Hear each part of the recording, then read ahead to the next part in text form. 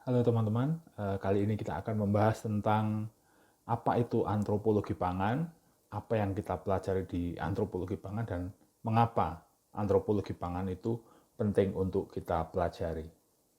Halo semua, video ini berisi tentang pendahuluan mengenai mata kuliah antropologi pangan. Apa yang akan dipelajari dan kenapa kita perlu mempelajari antropologi pangan. Kita mulai dari posisi pangan pada ilmu antropologi. Ini adalah ilmu antropologi yang besar ya, lingkaran besar dari ilmu antropologi. Di dalamnya berisi 4 cabang utama, yaitu antropologi sosial budaya, antropologi arkeologi, antropologi fisik biologis, dan antropologi bahasa. Di dalamnya terdapat ranting-ranting kecil, fokus-fokus yang semakin kecil dan mendalam, misalnya sejarah organisasi, sifat manusia, etnografi medis, sejarah perang, ras, etnologi, paleontologi, maupun human genetics. Itu adalah bagian dari ilmu antropologi. Nah, di antara banyak ranting-ranting yang fokus itu terdapat pangan, antropologi pangan, yang merupakan bagian dari secara keseluruhan ilmu-ilmu antropologi. Nah, di antara masing-masing cabang yang besar maupun ranting-ranting kecil ini, dalam kaitannya kemudian adalah ada saling irisan-irisan. Ada irisan yang saling membahas antara satu dengan yang lain. Termasuk di dalamnya adalah antropologi pangan yang berkaitan dengan sosial budaya, bahasa, fisik biologis, dan lain-lain. Mengapa kita mempelajari food antropologi atau antropologi pangan? Yang pertama, posisi pangan yang sangat penting. Nanti akan ada penjelasannya. Mengapa posisi pangan itu sangat penting? Kemudian, dimensi pangan yang sangat luas dan unik. Yang ketiga, pangan mempengaruhi perubahan gaya hidup dan juga faktor ekonomi. Yang pertama, pangan itu penting. Kenapa? Karena semua manusia makan untuk hidup. Food for life, itu yang sudah kita ketahui sejak zaman dulu kala sampai dengan saat ini, bahwa kita harus makan supaya kita bisa hidup. Itu adalah faktor yang utama. Kemudian faktor penting yang selanjutnya adalah proses makan yang aslinya adalah biologis dan fisiologis, bertransformasi menjadi proses sosial. Jadi proses makan aslinya pada awalnya adalah biologis dan fisiologis. Perlu makan untuk bisa hidup. Kemudian secara fisiologis apa yang terjadi pada makanan yang kita konsumsi sehingga kita bisa mendapatkan energi untuk beraktivitas. Awalnya hanya seperti itu, tetapi kemudian dia bertransformasi menjadi proses sosial. Makan atau pangan digunakan sebagai bagian tak terpisahkan dari proses sosial. Salah satunya adalah, contohnya adalah kenduri seperti ini.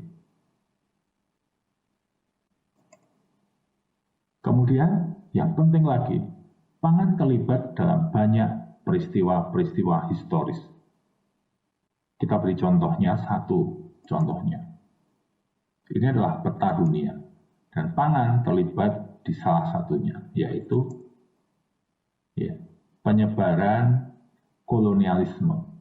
Sangat penting yang merupakan catatan sejarah yang tidak terpisahkan bahwa salah satu penyebab terjadinya kolonialisme atau penjajahan di dunia ini adalah karena pangan. Dari awalnya mencari rempah-rempah, kemudian berujung kepada penjajahan dan kolonialisme yang sedemikian lama. Nah, itu kontribusi dari pangan juga sangat penting di situ. Kemudian, selain faktor pangan itu penting, yang kedua adalah pangan itu juga unik. Ya. Seperti apa? Misalnya, apa yang dimakan? Kita contohkan bangsa Indonesia saja ya. Di bangsa Indonesia itu apa yang dimakan itu berbeda. Misalnya di daerah Sulawesi sana, itu memakan jagung, makanan pokoknya. Kemudian di Indonesia Timur ada sagu. Di Jawa, Sumatera tentu saja beras. Ya. Kemudian di bagian Sumatera itu terkenal dengan hasil-hasil ikannya, olahan-olahan ikan. Ya, di Palembang, Riau, dan seterusnya ya, itu seperti itu. Ada banyak yang membuat keunikan dari suatu pangan di berbagai daerah. Ini contoh di Indonesia saja, belum lagi yang di luar negeri semakin banyak. Kemudian keunikan selanjutnya adalah bagaimana cara memperoleh makanan. Pada awalnya kita tahu bahwa cara memperoleh makan adalah berburu dan meramu. Awalnya seperti itu. Kemudian mulai dikenal bercocok tanam, domestikasi ternak, dan lain sebagainya. Berbeda, unik, berbeda. Tiap zaman mengalami perubahan. Nah, ini yang merupakan faktor antropologis yang menarik untuk kemudian dikaji. Kemudian pasar tradisional, dijual di pasar tradisional misalnya. Mulai dari barter kemudian menjadi kenal nilai mata uang, seperti itu. Nah, kemudian ini pasar yang kita kenal, pasar modern yang kita kenal dengan segala kelebihannya pada saat ini, segala kenyamanannya pada saat ini. Nah, itu bagaimana memperoleh makanan yang bertransformasi dari zaman dulu sampai sekarang. Kemudian unik selanjutnya adalah bagaimana cara makan. Ada yang makan pakai tangan, ya, memakai tangan. Kemudian makan memakai garpu dan sendok. Mana yang kanan, mana yang kiri, itu juga berbeda. Keunikan tersendiri. Kemudian ada yang memakai garpu dan pisau. Kemudian ada juga yang memakai sumpit. Itu kebudayaan, itu unik, itu antropologis. Kemudian unik selanjutnya adalah dengan siapa kita makan. Berbeda-beda juga. Ada yang kita makan sendiri. Solo, eating solo, ini merupakan kebiasaan baru yang menjadi tren di beberapa negara. Makan sendiri, menikmati makanan secara sendiri. Jadi benar-benar terfokus untuk menikmati makanan itu. Kemudian makan bersama pasangan misalnya. Atau juga makan bersama anggota keluarga yang lain. Fungsinya masing-masing. Tujuan makan itu juga masing-masing. Kemudian unik selanjutnya adalah alasan mengapa kita makan. Makan bersama rekan kerja untuk melepas kepenatan setelah bekerja misalnya seperti itu. Itu juga menjadi kebudayaan tersendiri. Kemudian kenduri misalnya. Makan untuk bersyukur kepada Tuhan dengan anggota masyarakat yang lain, misalnya seperti itu. Atau kemudian Thanksgiving misalnya. Ya, alasannya berbeda-beda. Kemudian alasan lain adalah, unik yang lain adalah dalam situasi seperti apa kita makan. Misalnya pernikahan atau resepsi misalnya. Kemudian merayakan ulang tahun teman misalnya. Dalam situasi yang gembira kan, tapi ada juga dalam situasi perang misalnya, atau dalam situasi di pengungsian misalnya. Dimensi makan itu akan menjadi sesuatu yang berbeda ketika situasinya pun juga berbeda. Kemudian unik selanjutnya adalah manusia yang menciptakan budaya dan simbol khusus untuk makanan yang dikonsumsi. Misalnya, tumpeng, isinya macam-macam. Nasi yang berbentuk gunung itu melambangkan apa? Kemudian warna kuning melambangkan apa? Kenapa namanya tumpeng? Kenapa kemudian kelengkapannya harus ada minimal 7 gitu. Seperti itu. Itu ada maksud-maksud tertentu. Ada simbol-simbol tertentu. Simbolisasi yang dibuat oleh manusia untuk Tuhannya kalau dalam kasus tumpeng. Ini adalah salah satu simbolisasi yang paling terkenal sampai saat ini. The Last Supper. Ini juga simbolisasi. Yang ada di situ apa? Roti dan anggur. Sebagai simbolisasi kehadiran Tuhan, Yesus, kepada manusia dalam rupa roti dan anggur. Rela mengorbankan dirinya. Itu adalah simbolisasi. Selanjutnya, ini juga salah satu yang paling terkenal juga. Apel, ya, apel disimbolkan sebagai buah yang terlarang, buah yang ketika dimakan akan menimbulkan dosa oleh Hawa. misalnya seperti itu adalah simbol, simbolisasi.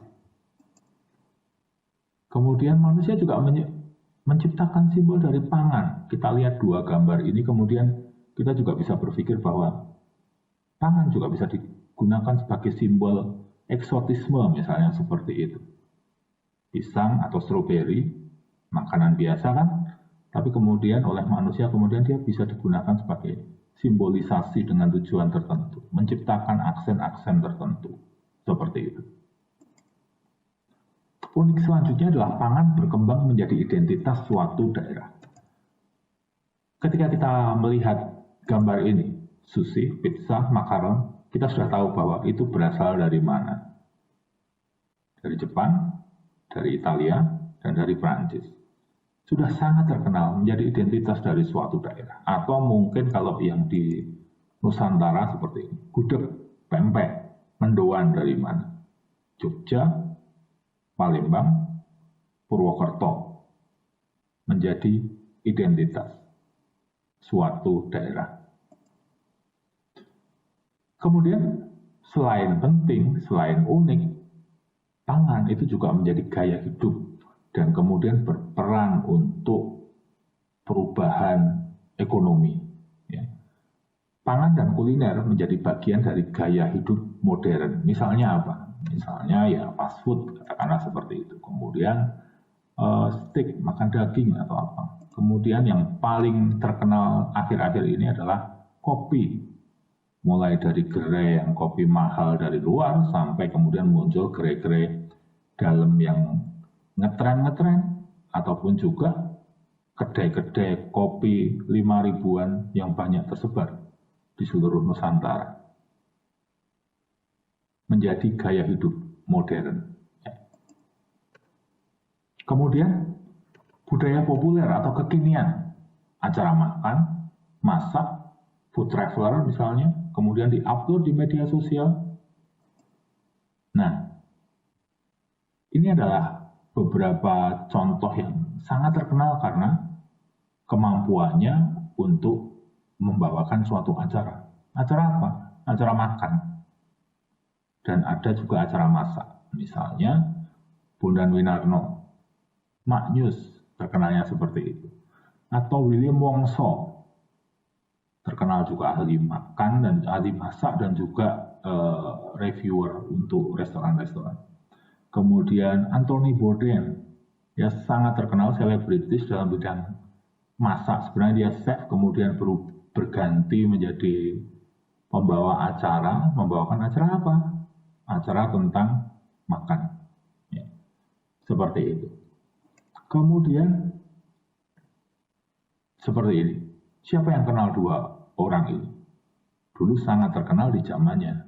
Dulu awalnya Ibu Siska Suitomo dan Rudi Koirudin. Mungkin beberapa dari Anda sekarang ini mengkonsumsi bumbu siap saji dari Rudi Koirudin. Dua orang ini sangat terkenal. Tapi kalau kita melihat yang ini, ya tentu kita banyak kenal ya. Chef-chef zaman sekarang yang super terkenal, super kaya. Gaya hidupnya ya, sangat populer dan kekinian. Kemudian makanan menjadi bisnis yang berkembang pesat. Misalnya sebagai owner. Siapa tidak kenal? Ya, dulu terkenal hanya sebagai pemilik salon. Tapi kemudian beliau membawa Jeko masuk ya. Jeko menjadi milik beliau. Membawa Bretok awalnya juga. Awalnya Mbak Bretok, kemudian beliau mendirikan Jeko. Ya. Kemudian siapa tidak kenal dengan chef ini ya?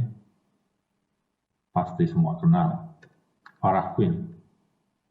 Kemudian ada juga yang bisnis sebagai fotografer. Itu juga menjadi ladang bisnis, perubahan gaya hidup yang mempengaruhi kemudian ekonomi dari seseorang. Kesimpulan dari antropologi pangan ini adalah mempelajari antropologi pangan berarti membuka wawasan tentang peran pangan di dalam masyarakat. Perannya apa? Kemudian sejarah perkembangan budaya pangan itu seperti apa? Mulai dari zaman dahulu sampai yang tren modern saat ini. kemudian norma-normanya seperti apa, kemudian etika yang berlaku di suatu daerah, antara daerah satu dengan daerah yang lain tentu berbeda. Etika pangannya akan dibahas nanti di antropologi pangan dalam topik food taboos, food yang tabu dimakan di suatu daerah tertentu. Nah, jadi tujuan dari mempelajari antropologi pangan untuk teknologi pangan adalah awalnya adalah menumbuhkan empati tentang kebudayaan kita, kebudayaan sekitar kita, kebudayaan pangan tentunya. Kemudian selain itu juga meningkatkan sense of analysis, bagaimana cara kita menganalisis perkembangan yang terjadi, tren-tren yang terjadi itu seperti apa, bagaimana kok sekarang ini warung-warung kopi, minuman-minuman kopi itu bisa sangat-sangat booming seperti itu, dan mana yang akan bertahan, itu membutuhkan sense of analysis. Kemudian ini juga mempelajari ini berarti kita juga melatih sense of food business. Kita melatih rasa kita untuk kemudian mempelajari tren-tren yang terjadi, perubahan tren dari zaman dulu sampai zaman sekarang itu kan menjadi dasar sebenarnya bagi pelaku-pelaku bisnis untuk membuka bisnis yang baru. Itulah tadi pengenalan tentang antropologi pangan yang akan kita pelajari. Semoga bisa membantu memberikan gambaran tentang apa yang akan kita pelajari selama beberapa waktu ke depan. Terima kasih.